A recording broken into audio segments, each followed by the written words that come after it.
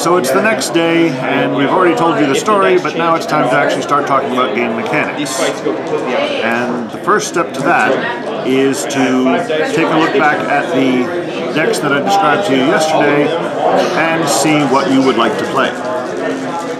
So I will leave that to the decision of the man behind the camera as to what deck he would like to play for his first game of Hull Breach here. With the Anaheim. Alrighty.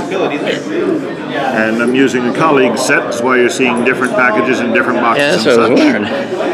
This is actually some of our early promotional art, which he uses as deck labels. Well, now you you can decide to retreat, or you can stay and keep. Now, from my end of this thing, I have both won and lost this game with every deck on the table, so I don't have a preference as per se. So I will let the dice decide which one I'm going to play. Because your ships can't carry them. They can only carry drones. I'll be playing the RDF. So we will set the rest of the decks aside for the time being. And at this point, I will start showing you the mechanics of the game. Now, I often like to joke that this game has a short but steep learning curve. To help with that, we have a nice little cheat sheet here, which does come in the current box set, by the way. That does come in the current box set and is available on our website as well as a free download. It is two-sided. This one's been through the mill a little bit because it's used in our demos, but you get the idea. And the other thing that I use in order to help me teach a new player all the ins and outs of what they're looking at on these cards we have is I enlist the services of a handy elder god that I keep around.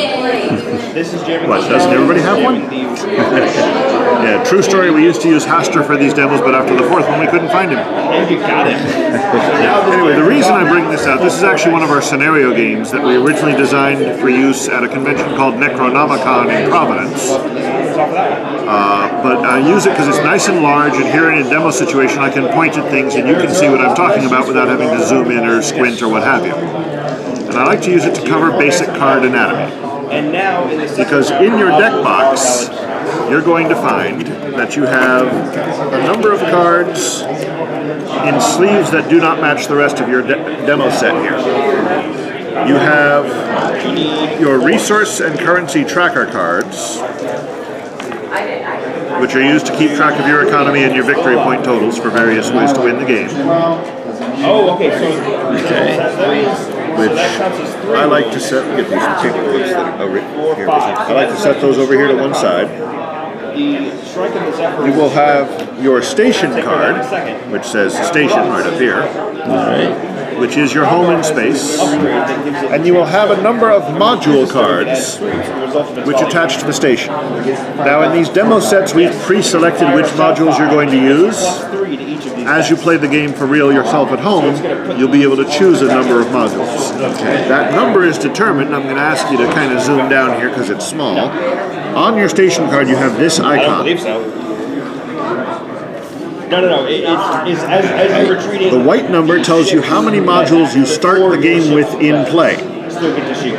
The yellow number tells you your maximum number of modules that you can have in play at any given time. Okay, so this card, for example, is a 2/4. Would have gotten to shoot at the hawk. So I start the game with 2 modules in play. They did not cost me anything to bring out. Now, getting back to our buddy Azathoth here, I have to come back to him occasionally because otherwise he gets grumpy. I use him because it's easy to see everything down here and convenient for viewing. So this first icon you see here on the bottom of your card, this is your basic stat line. This first icon, looks like an outline of a couple of soldiers. This is your Marine capacity. This is how many Marines will fit on the card that we're referring to. Grayed out like it is here, this is obviously 0. Azathoth does not in fact hold any Marines, he finds them too crunchy and good with ketchup. If it is yellow with a number, that's a positive value, that's how much space you have. On some cards, I'm going to grab one off camera here for a moment. Specifically on Marine cards, you will see that the icon is gray, but has a red border and a number. This tells you how many slots that particular Marine takes up. Starling's All right. Starling shot the combo. So that's our first icon, is Marine capacity and how that works. Next to Marine capacity, you have this crosshair icon. This is your outgoing firepower. This is how many of our volley dice you will be rolling every time you shoot at something. Next to that is your health level. You can call it health, you can call it hull points, hit points, you can call it rutabagas as far as I'm concerned. But what it is this is how many wounds your ship can take before it stops being a ship and starts being a pile of space junk. So these drones. If you run out of wounds, you have a mild case of dead. In order to stop the aforementioned dead, however, we have your defense value, represented here by the shield icon. This is the number I must equal or beat on each volley die when I roll the dice in order to harm the thing I'm shooting at. This roll of a 7 would have in fact harmed the dread old one had I been heartless enough to shoot him. Yeah. So you could launch that now and be able to use it. Next to that icon, you have this fighter plane icon. This is your fighter capacity. It works just like Marine capacity did. Okay, only for fighter wings, which are, well, fighters. Sometimes, however, instead of the fighter icon, you will see this lander-looking icon right here. This is a drone icon. Drones, as I'm sure you figured out already, are small pilotless spacecraft which serve more of a utility function in our game. It is important to remember, during gameplay, you may place a drone in a fighter bay. They don't mind. You may not place a fighter wing in a drone rack. The pilots get all grumpy when they don't have little things like coffee and bathrooms and air, and their combat performance goes way down. The last icon here at the end is your initiative value. This gives you an idea of the relative size and commensurate with that the speed of action of a given unit in the game. And I have another little visual aid that I bring out at this point. These were all taken from original card art and are scaled correctly relative to one another on this page. We can keep going with this. So you see that little tiny circle there? But eventually I'm going to hang. So it's in kind of a pale blue just in front of my finger. All right. That is enough space for a wing of fighters or a flight of drones. They run at initiative steps 2 and 1 respectively. So drones are 1s, fighters are 2. That little ship down there, that's a frigate, initiative value 3. That's combat. 4s are where your destroyers live. This is a destroyer. There's a blow-up of it here for view, but this is the size relative to the other stuff we're talking about. Initiative step 5, you move into your cruisers. Kind of your middle of the road. At the end of combat, up here, this ship would be in either initiative size 6 or 7, your heavy cruisers and battle cruisers. This is a battleship. Initiative step is generally about 8. And this is a capital ship. 9s, 10s, they wind up here. Stations are generally in the double digits because, let's face it, that's no moon. And by the way, I don't know if your camera's going to pick it up, but yes, the bottom edge of this ship is actually all the way down here, not here. A long-spur supercarrier, which is what this ship is 4.3 kilometers of hypertech destruction and ought to have a sign on the back that says, "We break for nobody." Now, looking at these relative sizes as a whole, you can clearly see that, comparatively speaking, this little ship is going to turn on a dime and get you 8 cents change, as opposed to this thing, which is going to take a week and a half of meetings to hang a left. On the other hand, there are a lot more places here to strap guns that are probably bigger than this ship. So that briefly explains both initiative size, initiative speed. I will often use initiative and size as interchangeable terms. So getting back to our buddy Azatoth here, the next thing with him, if you come up the card, you have this bar of color. In this case, red. All of the cards have some kind of a bar here, and in that bar you'll have either yellow text or white text. Yellow text is fluff and flavor. It's fun stuff to know about the world and about the universe. It brings you into the game a little more. But it doesn't change how the card works. White text are game-affecting rules and game-affecting abilities. I cannot stress enough times, you are responsible to read your own white text. Some white text is in all capital letters, such as the word resistant here. This represents traits. Traits are skill sets that are so common that many ships have them, or many units have them, and they are explained here on the back of your cheat sheet. You have active traits, which happen in place of your volley fire, and you have passive traits, which are generally always on. Again, this is why we give a cheat sheet. Now, one very special trait is not on Azathoth, so I'm going to go to the other side of the cheat sheet to show it to you. Sometimes you will see these icons here on the right side of your card art area, little grayed out icons that look very much like the icons at the bottom. Because that cheapens the experience. These represent a very special trait called regimentation. When a ship is regimented, the moment it hits the table, you get to go into your shipyard, which is a fancy way of saying your deck, and you get to draw out the listed number of the pictured type of thing over here in the regimentation area. So, for example, this Chimera battleship comes with 1 wing of fighters and 1 flight of drones at no additional cost. It's worked into the cost of the card. The reasoning is fairly straightforward here. If you were to build an aircraft carrier, but you do not budget anything for putting fighter planes on it, I think the Appropriations Committee is going to have some pungent things to say. So it's figured in ahead of time. That brings me up the card further to this area. The top of the card, you will have the name of the card and the type of the card here on the left side. Okay, this is important because some things say target ship or target module or what have you. If, for example, the Chimera back down here is a ship and a battleship. So if there was a card that said target destroyer suffers such and such an effect, it wouldn't work on the Chimera because the Chimera is not a destroyer. But if it said target ship, well then it would work because the Chimera is in fact a ship. Okay.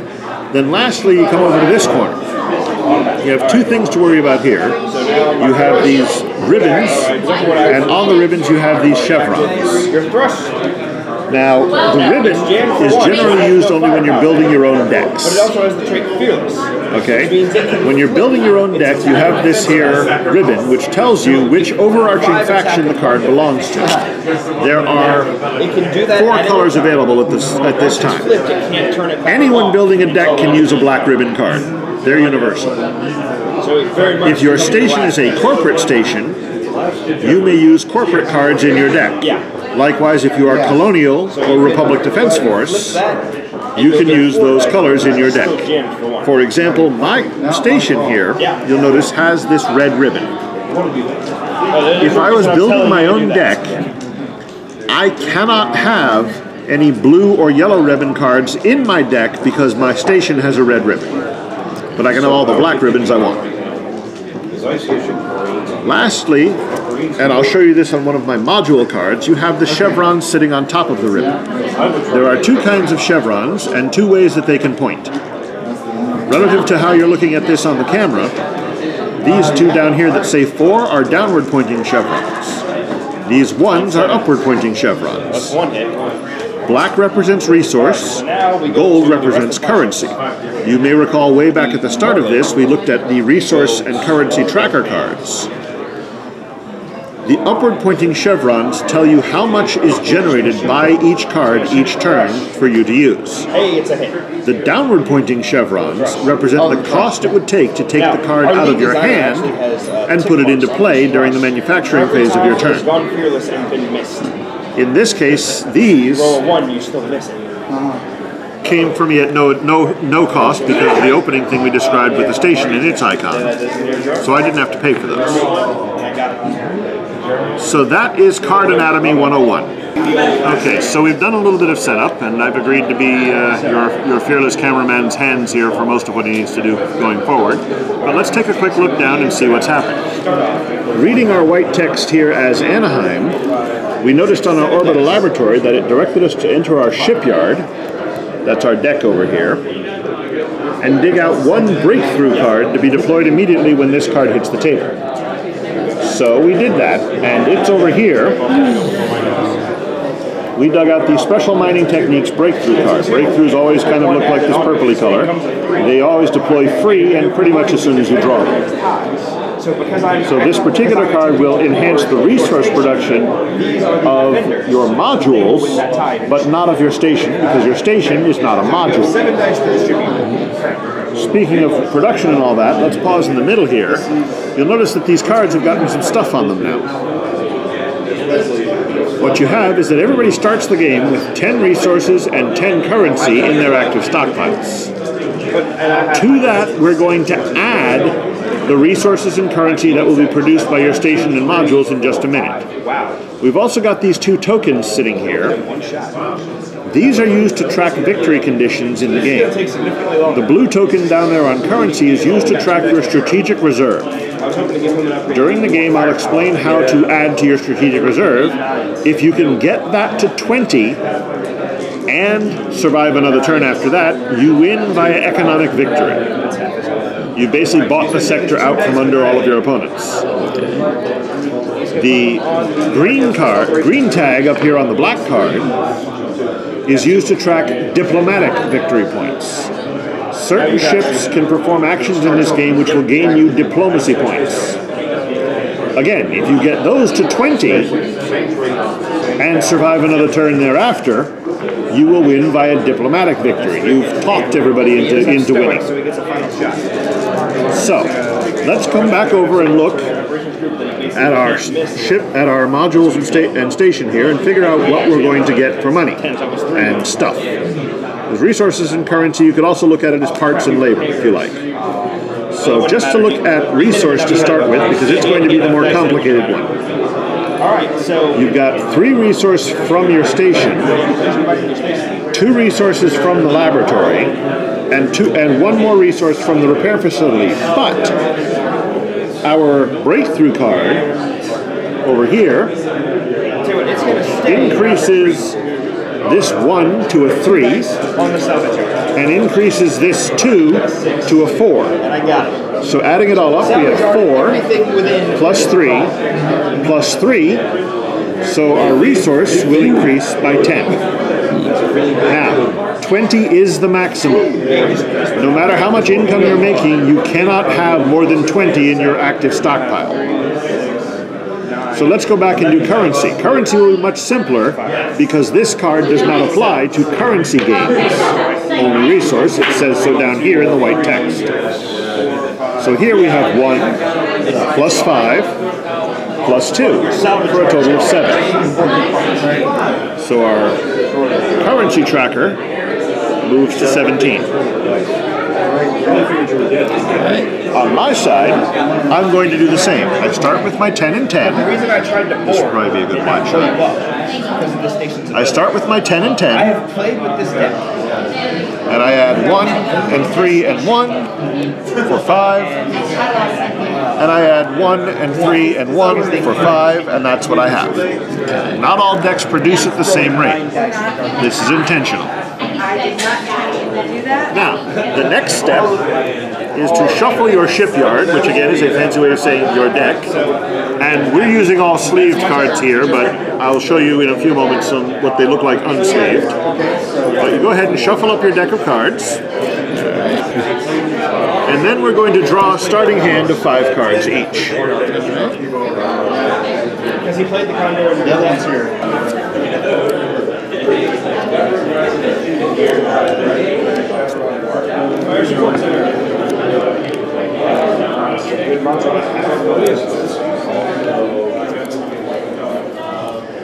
So those are your starting hand of cards. So the next thing we're going to do is go shopping. So because you may now spend the resources and currency that you gained earlier in order to build ships, hire marines, etc., etc., etc. So let's start. You have a pair of Heron-class battlecruisers in your hand there. Let's build one. That one. So we'll build this one. In order to do so, we look at these downward-pointing chevrons. The Heron's not terribly cheap. So we're going to come over here and we're going to reduce your resource count by 7. Yes. 20 down to 13, because math. And we're going to reduce your currency count by 8. So that's going to go all the way down to 9. And we're going to place the Heron out here in space in front of your station. Now, it says on the white text in the Heron that when this ship is deployed, you may immediately search your shipyard for an upgrade card and attach it to this ship at no cost. So now we get to do that. That's going to be a little difficult for your hands, so I will assist. We're just going to shuffle through here, and we're looking for a card that says Upgrade up here in the corner. Is this meant for dueling, or is this meant for... This can be 2 to as many people as you have patience for. Okay. The largest game... So I pulled out 3 for examples. 12-person game back in the office. These are all upgrades we can attach to this ship. This upgrade can only be placed on a ship of size 6 or larger. That's what this 6+ icon means. Fortunately, we're talking about a size 7 ship, so we're good. If you were to use this, it deploys in this. It has the trait hidden, which means it actually deploys face down. Okay. When it was revealed, which you may do at any time, it gives the ship the repair trait, an extra wound and an extra point of defense. You've got guys whose entire job is to run around the ship and fix it during combat. Another option would be this very powerful first and only upgrade. You'll notice it's also a 6+ upgrade. What this would do would give you the trait Annihilate, severely boost your firepower, and also add some defense and so forth. Because you're doing this for free per the card, you would not have to pay this cost here. Furthermore, because you are Anaheim, upgrade cards for Anaheim deploy free anyway. So this is all free for you. The third option I pulled out is an amusing one, the Insured Asset Upgrade. This is taking an insurance policy out on your ship, meaning if I kill it, you get the costs back into your stockpile. So there's a couple of quick choices. What would you like to put on this particular one? Okay, we'll pull out first and only. And now an upgrade is put on the ship by tucking it under like this so the bottom hangs out. Okay. These stats now add to these stats and the white text now applies. Okay. Because I've gone through your shipyard now, the next thing we are required to do is shuffle the shipyard. Anytime you go into your deck for any reason, you must shuffle thereafter. Okay. So we give it a shuffle.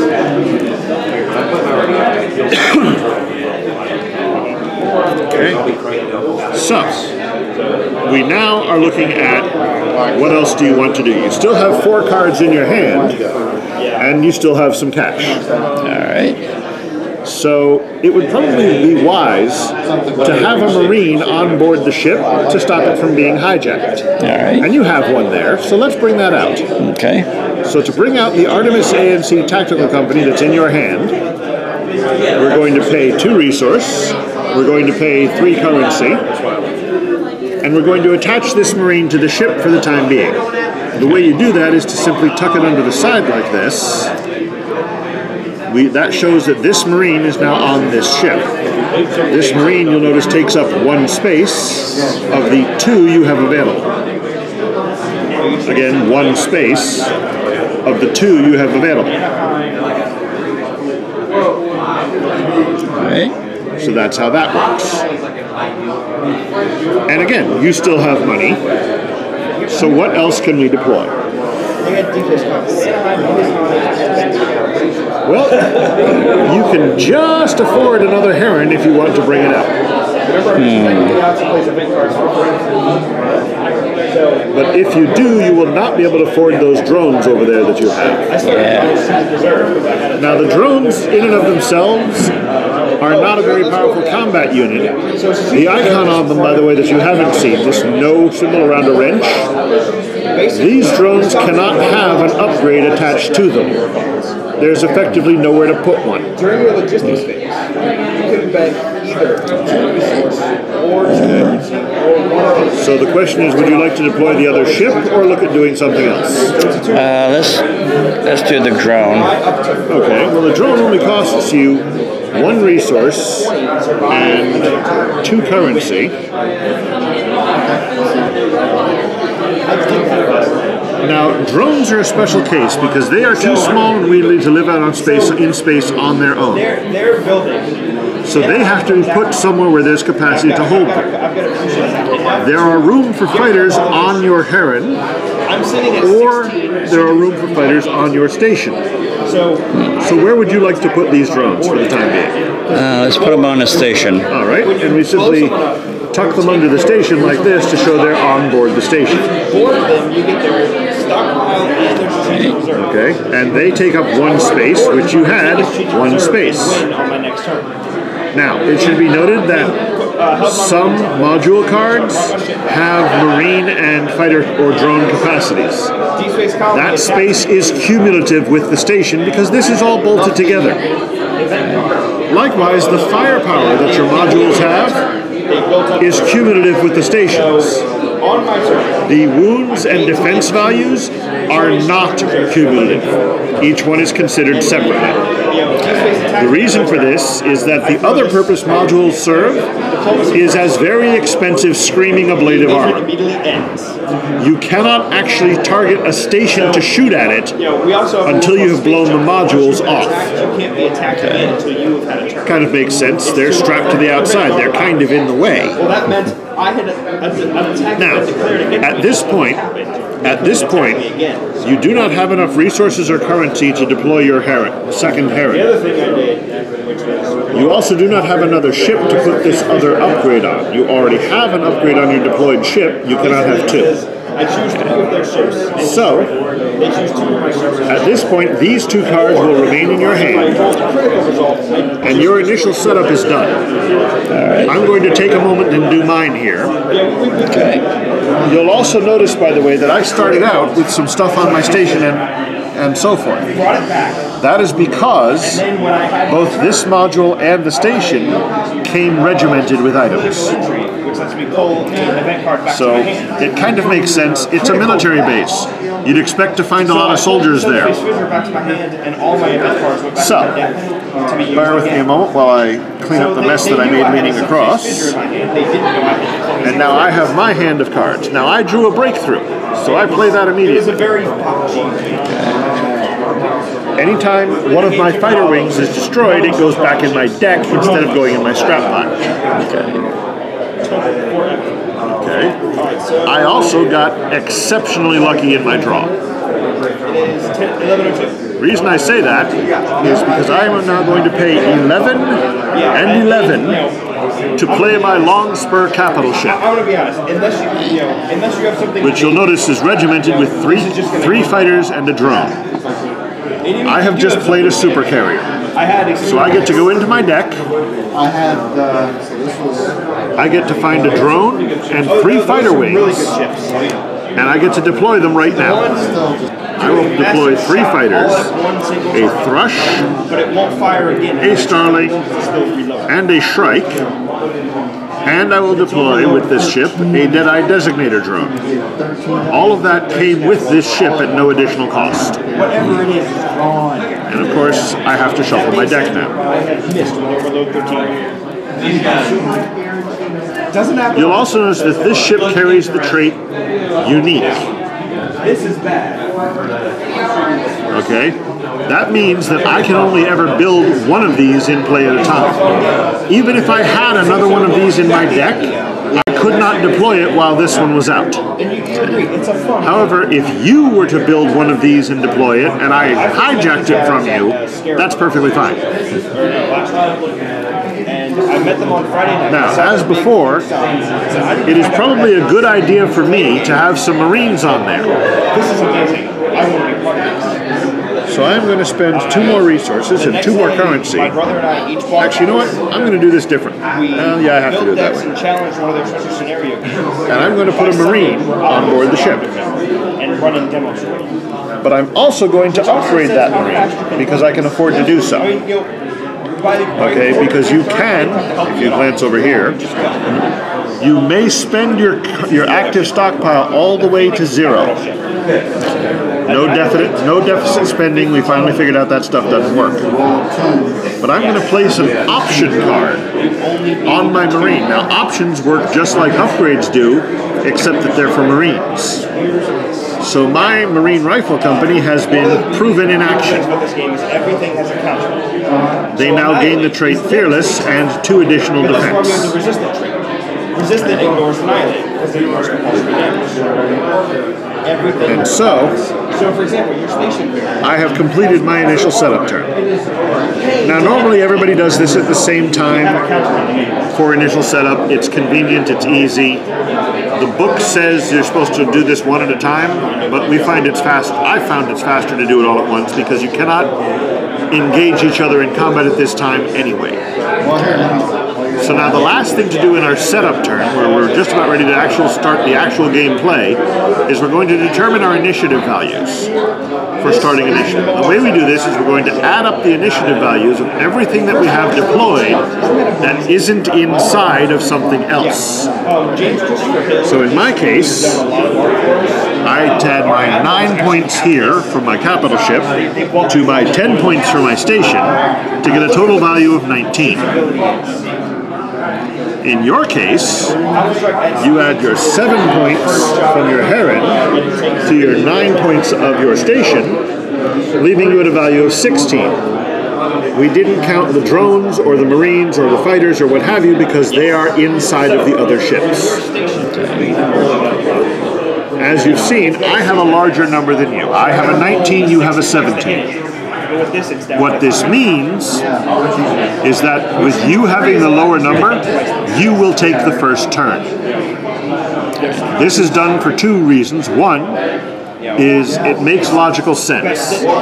When somebody is trying to coordinate a group of individuals to do a thing, generally the person who has less individuals to wrangle is going to react faster. Let's face it, if it was your job to get yourself and myself from here to, I don't know, here to the Grinning Goblin around the corner. But it was, so that's your job, is get you and me to the Grinning Goblin. Let's say the gentleman sitting to my right, it's his job to get everybody sitting at this table to go to the Grinning Goblin. And the gentleman behind you, it's his job to get everybody at his table, which has 2, 4, 6, 8, 10, 12 people at it. His job is to get all 12 of those people to go from here to the Grinning Goblin. I do believe you have the easier job, because it's going to take you less time to get everybody moving. The second reasoning is to stop a phenomenon we used to refer to as the first turn face fisting. It means that whoever got the worst starting position gets the first turn and gets to build up more. This stops, or at least helps to really ameliorate first turn kills, which is something we find to be extremely unfun. Okay, so let's go ahead and execute your first turn as a player here. So the first thing we're going to do is everything we just did all over again. We're going to receive your starting income, which, if you recall from our previous calculations, is 7 points of currency and 10 points of resource. So your resource, which was at 5, goes up to 15. Your currency, which was at 4, goes up to 11. Okay. You're then going to replenish your hand back to 5 cards.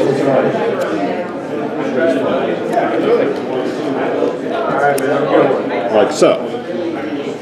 Now, before we go any further, you have a new option. You may recall earlier I talked about strategic reserve and salting away cash towards an economic victory. this is the point where you can start doing that. In order to buy 1 point of your strategic reserve, it will cost you either 2 resource, or 2 currency, or 1 of each. Okay. So would you like to purchase any reserve at this time? Yes. Okay. How do you want to do that? Go, By the way, you may purchase no more than 4 points of reserve in a turn. okay. So let's do, we do 2 from each. Sure. So we reduce your resource by 2, we reduce your currency by 2, and we advance this blue token by 2. Okay. And again, we're using the blue token because it's convenient and comes with the game already.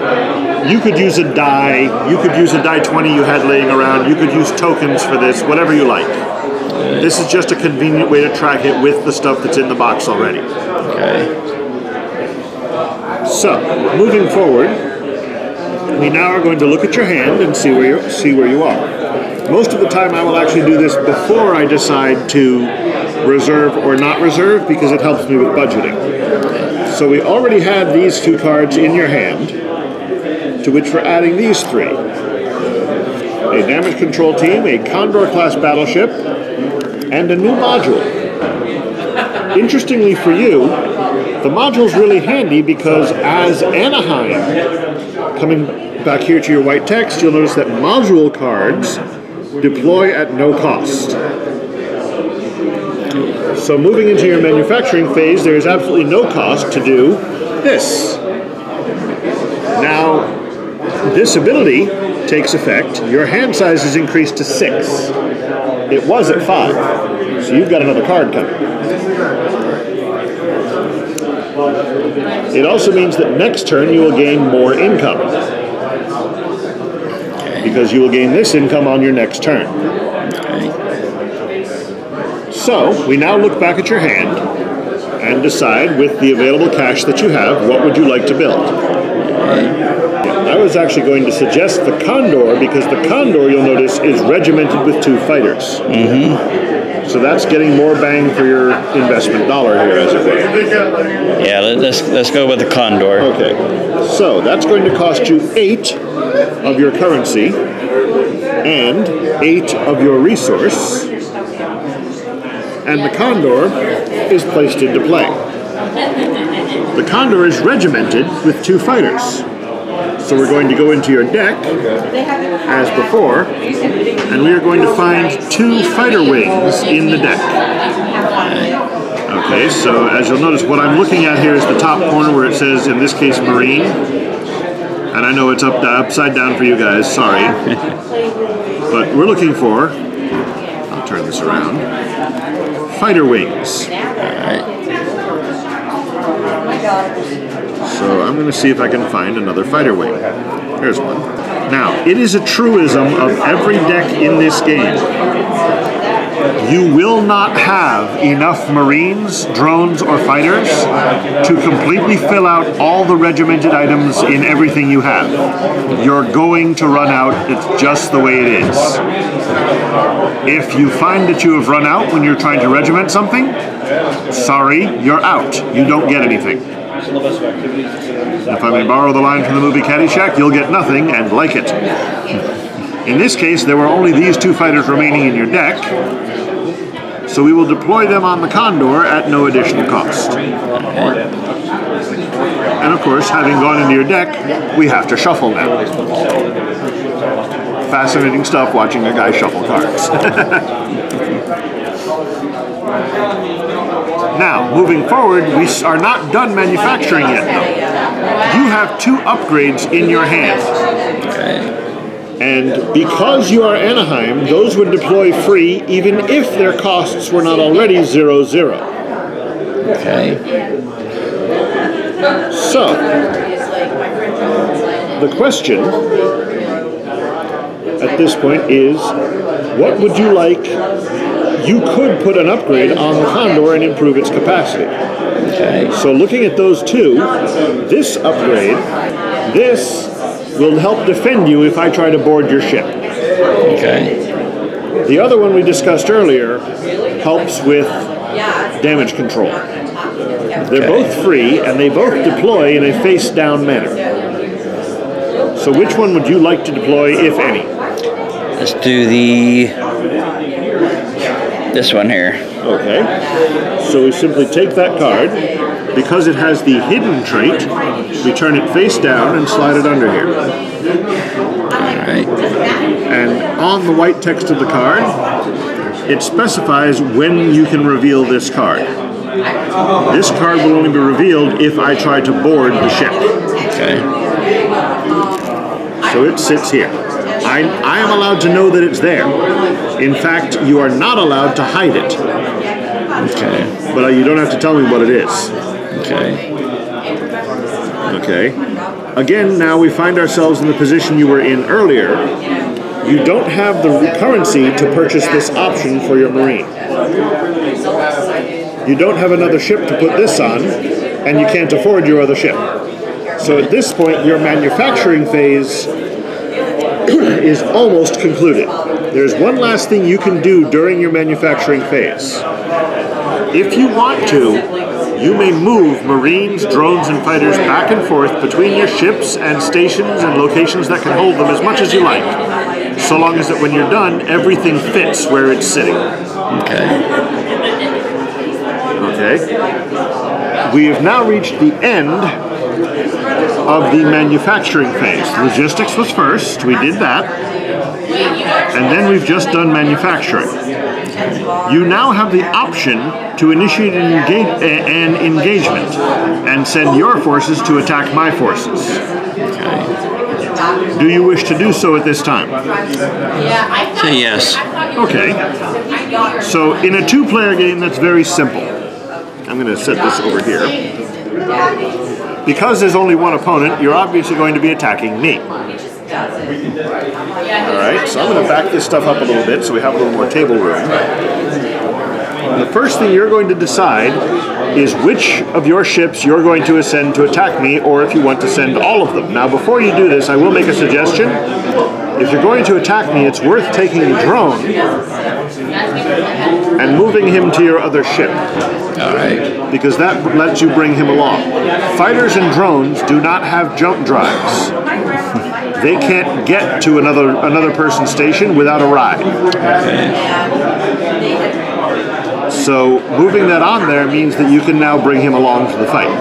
Okay. So we'll just move your station back a little bit here for some table room.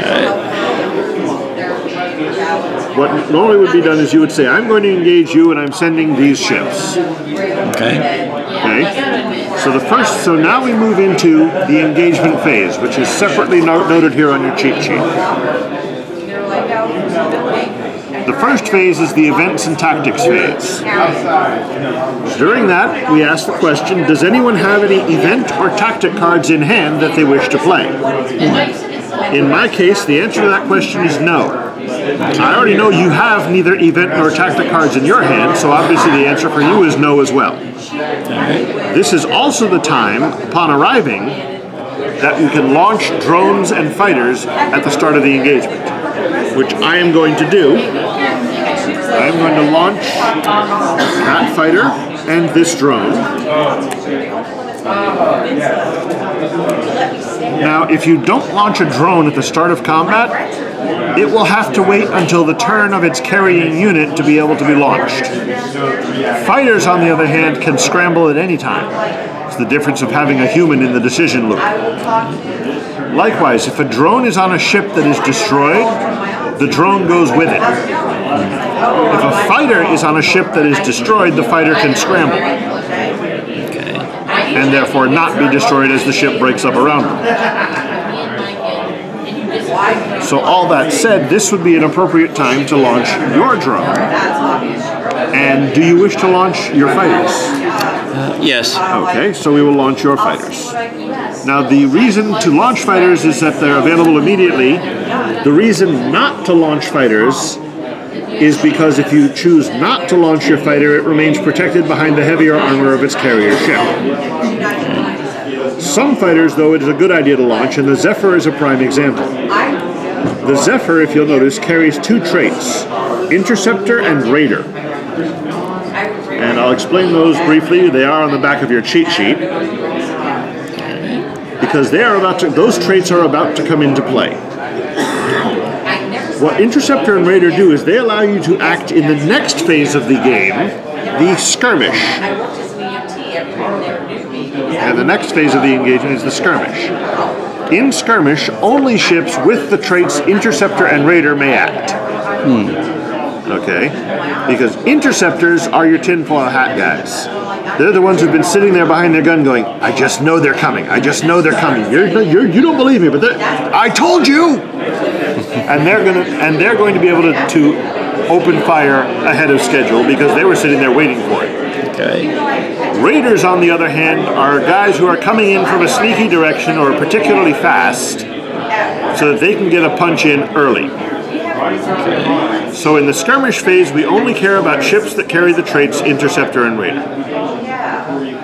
And we're going to act in initiative order from lowest to highest, with the attacker, that's you in this case, winning any ties. So we both have Zephyrs, if you'll notice. What a coinky-dink. Okay. So they're both at initiative step 2. Yours is raiding, mine is intercepting.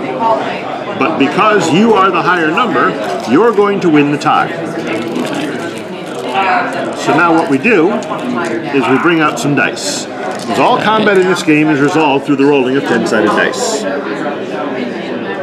In this case, you have the trait Raider 2, which means you get 2 dice to allocate to whatever it is you want to shoot at. Okay. Valid targets for a Raider during the skirmish phase are as follows.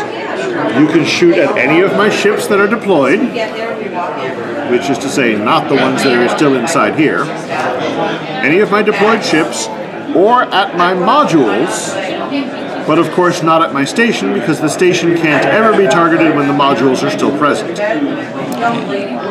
Normally, in the first round of combat, you can't shoot the modules if there are ships in the way. The logic behind this is easily explained with a few dice. Let's say that this is my station, and these are my defending ships, and these are your attacking ships. Obviously, I'm in the way. So until we've gotten into a fight, you're not going to be able to break loose to attack my station. Okay. A Raider, however, came in from over here. So my guys aren't in the way. So you can get that shot off before you rejoin the fleet. So, you have 2 dice of Interceptor available to shoot with. Sorry, of Raider, excuse me. And you get to do that right now. You may split fire if you so choose, but you must allocate all of your dice before you roll any of them. Okay. What would you like to shoot? So let's shoot one here. Yeah, one there. All right, now what we're gonna do to determine the results of shooting is you're gonna look at the defense value of my ship. All right. The drone is small, nimble, and hard to hit, so he has a high defense value of 8. So you're going to roll that 1 die with your free hand there, and you're going to attempt to equal an 8 or better. And you roll a 6. So you have missed the drone. Okay. You're now going to do the same thing against my Zephyr, but here, he's a fighter wing. He's not quite that quick. You only need a 5 to hit him. Alright. So let's see what you get. You roll an 8. 8 is greater than 5. You do 1 damage to the Zephyr, who only had 1 damage, and he therefore blows up. Okay. Now, I am going to place that card in my salvage yard because all destroyed ships go in my salvage yard first. If I get 4 ships in here, I can trade them to my scrap heap, which doesn't exist yet, in order to pull a card out of a ship out of my hand and deploy it free. Okay. It's kind of a junkyard wars maneuver. Okay. Now, because you destroyed it, he doesn't get his interceptor shot. That moves us to the volley phase. At the top of volley phase, I am going to scramble my remaining fighters.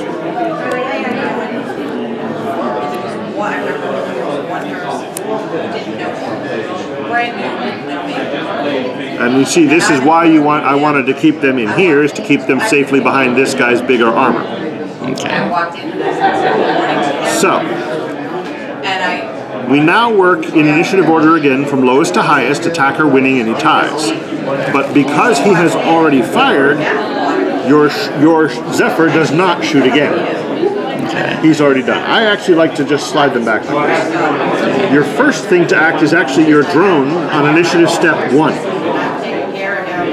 His action, you'll notice he doesn't even have a firepower trait, is he can repair 1 wound on 1 thing you have that's damaged.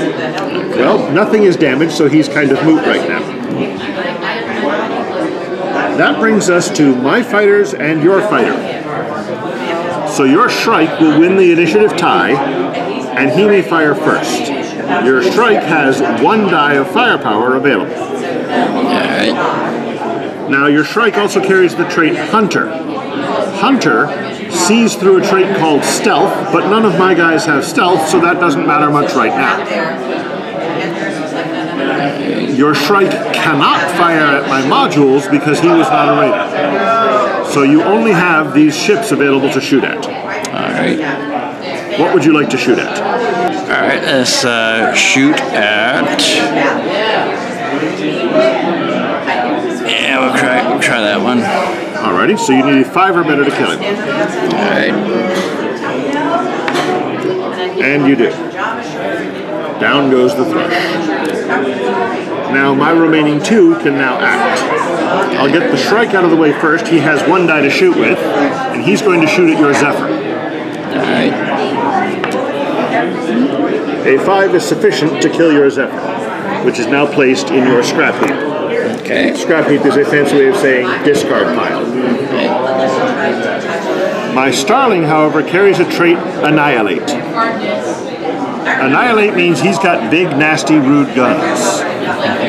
If and when he hits what he's shooting at, if he rolls a natural 10, that hit will do 3 wounds instead of 1. So, in this case, I will roll and attempt to shoot the Heron because he scares me. Actually, wait a minute. I have to back up. And I'm going to explain what I'm doing. I should have first used my designator drone on initiative step 1.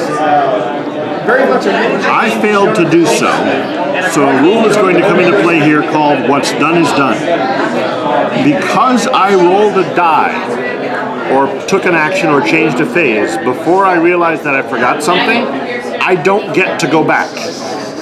Now during demo play, we do relax this for new players a little bit, but not for me. I should know better. Okay, so I don't get to use him because I forgot to use him. Okay.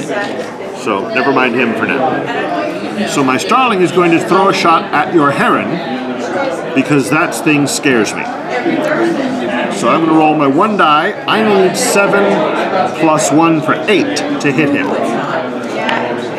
I roll a 2. Swing and a miss. Okay. Now we work our way up in initiative value. Your Heron is actually the next highest thing with an initiative score of 7. And he gets, because of that upgrade you put on him, 10 dice of Annihilate. So you have 10 dice to allocate.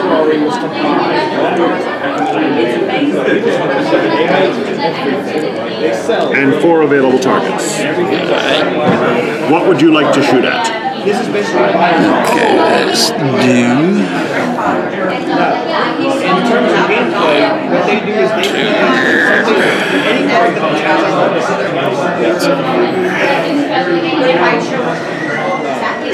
their biggest competitor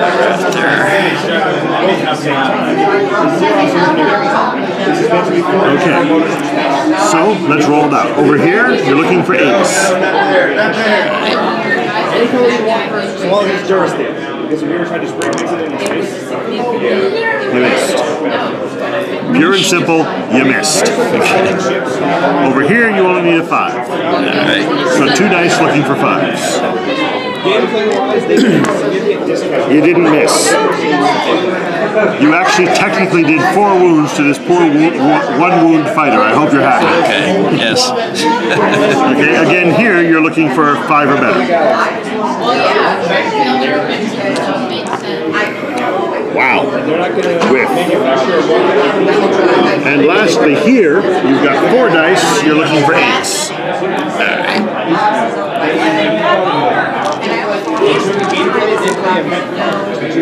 Wow. The 9 is sufficient for 1 hit. The 10 counts as 3 more. So I'm going to break out some damage tokens here. You have not destroyed the ship, but you've done significant damage. We put 4 orange tokens here to indicate that he's received 4 wounds. He has 8 total. Okay, so now it is the Condor's turn to fire on initiative step 8. The Condor has 5 dice to work with. This is your basic military defense. Alright. Where would you like to fire? So, over here we're looking for an 8. This is the Stargate task force. That'll do. These guys are 1 back over with Here you need a 5. In terms of gameplay, Nimble little bugger, isn't he? Yep. Starling is very good apparently at getting the heck out of the way. And here you've got 3 dice looking for 8s. so if you roll a couple of 1 hit. you outproduce every station in this game. You roll a couple of 1s. So my capital ship has 6 dice of firepower. All the guys from the Mythbusters dice. 2 containers. Okay, I'm going to put 1 die on your Shrike Stick them in the package and throw the other 5 at that Heron. Actually, I'm going to put 1 die on the Shrike, 4 on the Heron, and 1 at your repair drop. Okay. So over here, I need an 8. I have destroyed your repair drop. He goes to your scratch. Here, I need 4. I have 4 8s that I'm looking for. I actually need 5, but I don't have enough dice. I've scored 1 damage here. And over here, I need, excuse me, I need a 5. And he's been destroyed with a roll of 10. Lastly, my station gets to shoot. And this is the downside of attacking a military base. As currently configured, this station throws 9, 10, 11, 12 dice. And all of that attention that was focused in the core worlds is started going back out to the fringes. The colonials are not happy about this.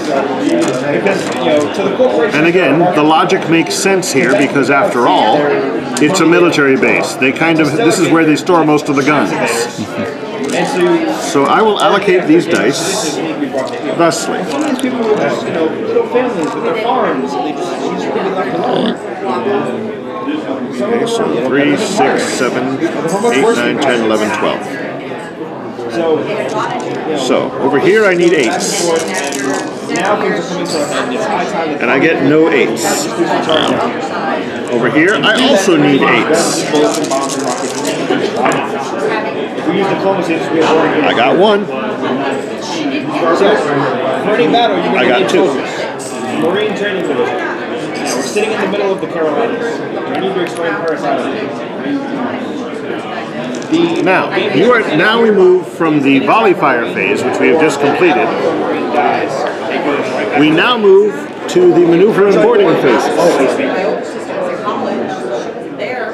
Now in the maneuver and boarding phases, the defender would win initiative ties were there any.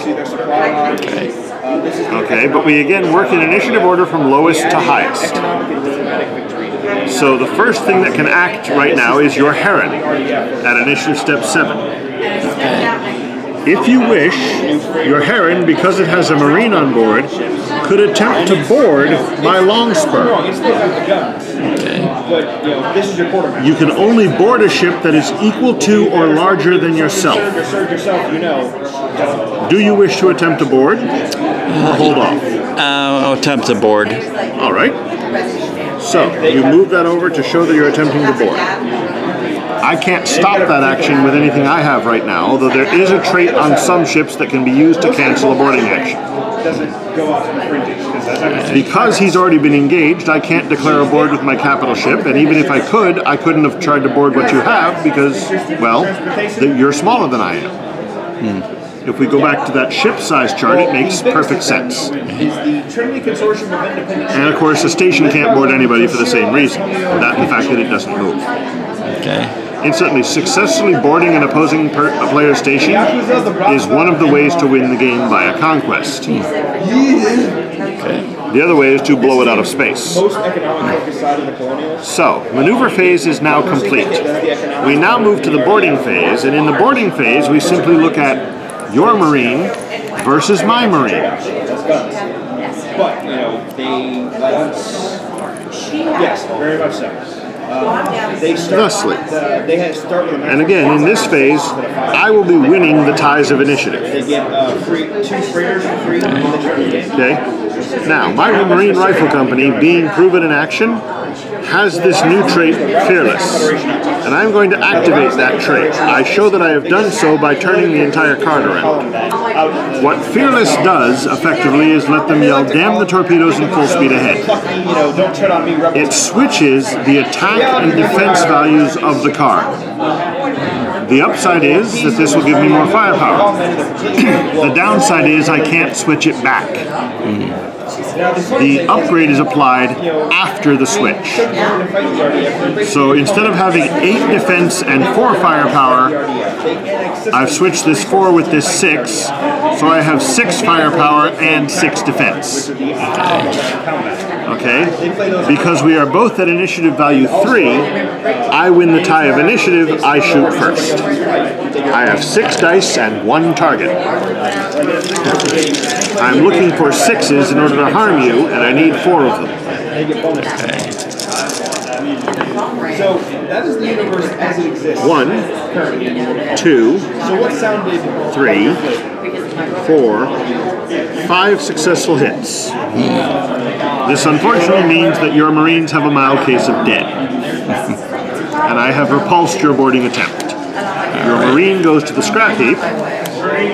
Your Heron backs off in a hurry, because the captain's smart enough to get out before I can counterboard you. And that ends the boarding action. Okay. Now, just so you can see, let's say that I had missed with 2 of those shots.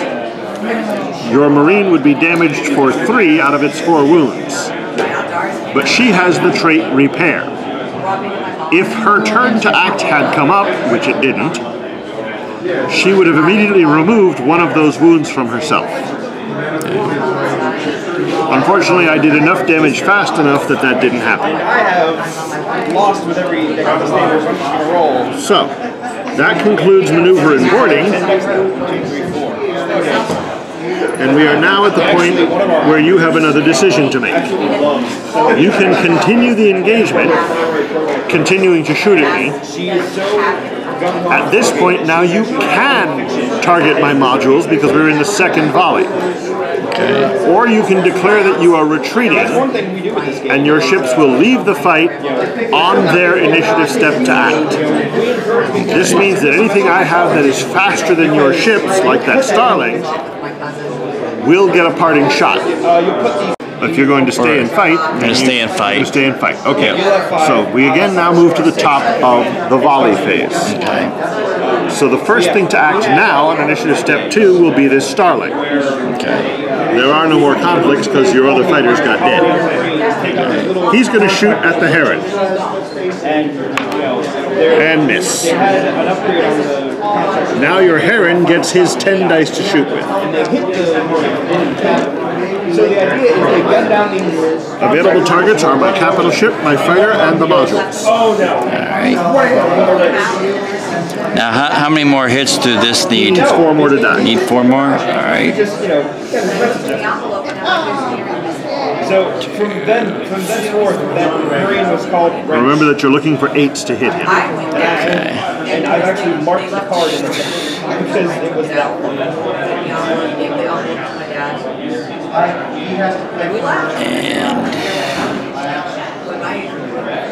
there, and then this module needs 7s to hit and has 4 wounds. This module needs 6s to hit and has 3 wounds. Alright, so.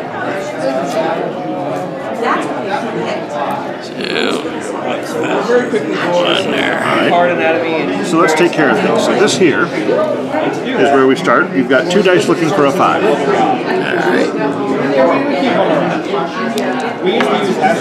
That's a dead starling. Here you've got 6 dice looking for 8s. That is the marine capacity. Obviously, you can't. You got 2. The gold symbol with at this point on board the Longspur, there are now flashing lights to go along with the alert buzzers. And against the module, you have 2 dice looking for 6s. You got 1. Now you have 5 dice from your Condor. The cross is your health. Run this and you're dead. Pretty standard gaming. To prevent said dead, you have shield, which is your armor. The number you have to meet or exceed to score a hit. So you throw this. At 10 is going to hit it. Alright, so 2 dice looking for 8s. Works much the same as the Marine symbol. Got 1. This little and 3 dice looking for 6s. You can put a drone in a fighter bag. They don't mind. Only 1. You can't put a fighter in a drone bag because it doesn't fit. And now I get to shoot back again. So, from my Longspur, we will throw all 6 dice at that blasted heron. Looking for 8s. I only need 2. So, if you look at these, 1, 2, 3, 4. Okay. So the heron has been destroyed. This little dot right here is about 50 fighters and drones. Now my station has 12 dice. And there's one very nervous looking Condor out there. Battle cruiser, battleship, battleship. And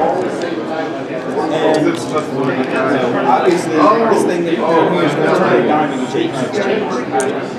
This thing is meant to be the I can just see the Condor going, you wouldn't hit a guy with glasses, would you? Yeah, we would. I was looking for 8s. There's 1, 2, 3, 4, and that wasn't 9, 5, which is unfortunately all the wounds you have. Okay. So your Condor is also, unfortunately, blown away. So you're always encouraged to please read your language. Seeing that you have no ships left, the engagement now ends. Okay. The last phase of your turn is available now, is the discard phase.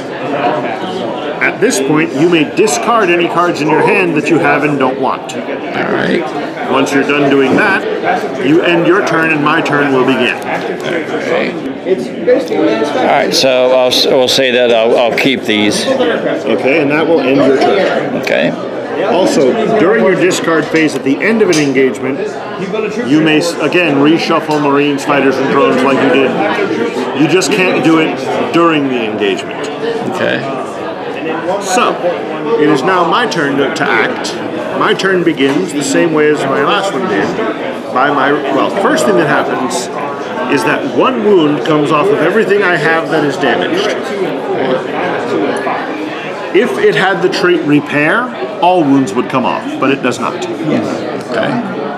So, my next step is to receive my income. I gain 5 and 5. I replenish my hand back to 5 cards. By discarding 4 ships of the ones I have in here, I had 5. By throwing these 4 ships into my scrap heap, I may deploy a ship from my hand at no cost. But because of my breakthrough, and because all of these ships are fighter wings, when they hit my scrap heap, immediately bounce back into my shipyard. So my station says, I'm beginning the game with a freighter and a transport deployed at no cost. So I've done that. So I'll just shuffle them in. My transport regiments 2 fighters. So we're going to go ahead and do that. Now, your overlord like so. By doing that, I can deploy a ship from my hand at no cost. And I will deploy that Vulture-class cruiser for free. The Vulture comes regimented with 2 drones, which I now can go in here and get. Yes, absolutely.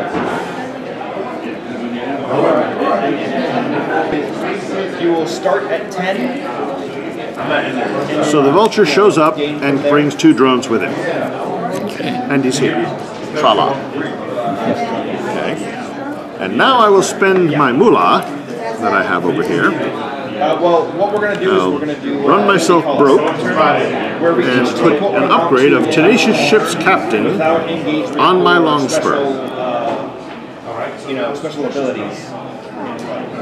Okay, this gives this guy 3 more wounds, 2 more defense, so his defense value is now a 10. He also gains the traits Fearless, Stoic, and Repair. Okay. I am also going to rearrange some Marines and fighters and Marines and such. Well, your basic hand size is 5, so you're going to draw 5 cards. Now I'm putting them on because I'm taking these guys off. You'll notice I have to do that because there's only room for 1 Marine here. So the upper part of sermons are what Makes sense? Yep.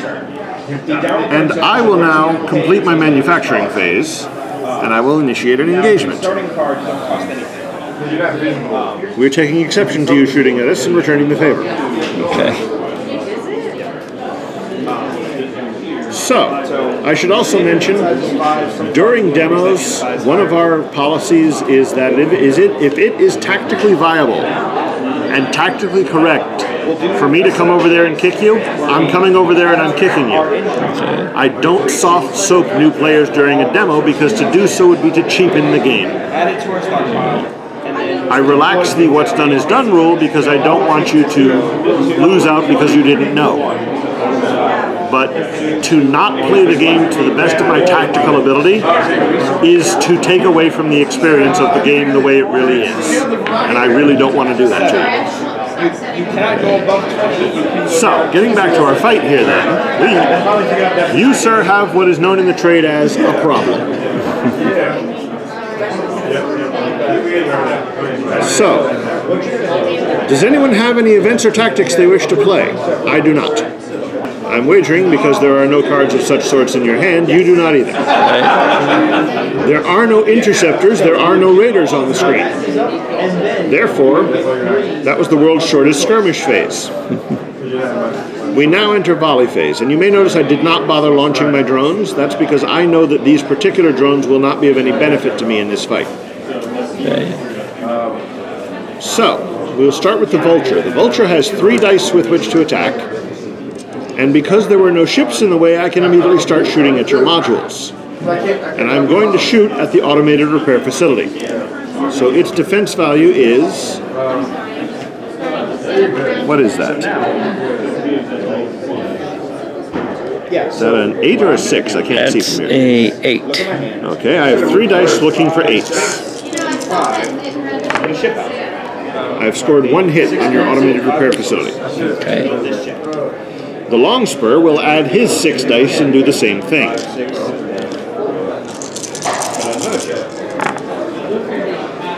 And score 1 more hit. Now, at this point, it is your station's turn to fire. You add up the firepower of all of your modules plus your station and come up with a total number of dice. Okay.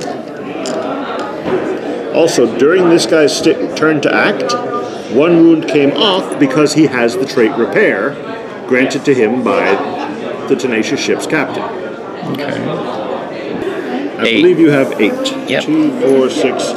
You have 8 dice and 2 available targets. The reason I said earlier that you have a problem is that both of my ships are carrying Marines. And you don't have any Marines on your station. If you can't find a way to kill both of these guys right now, I'm going to board your station. All right. This guy needs 3 6s to kill. This guy needs 11 less 5, 6 8s to kill. You have a problem. Yep. Actually, in point of fact, at this point, it's pretty much checkmate. Because you can't do enough damage to kill both of them. But we can play it out. Also, because it's your turn to act, 1 wound comes off of here. Because this gives all of your ships and station modules the trait repair while you're here. Okay.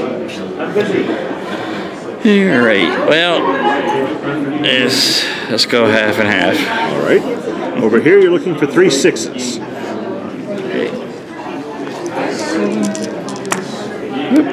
You got 2. Over here, you're looking for 8s. Excuse me, you're looking for 10s. You got 2. Amazing.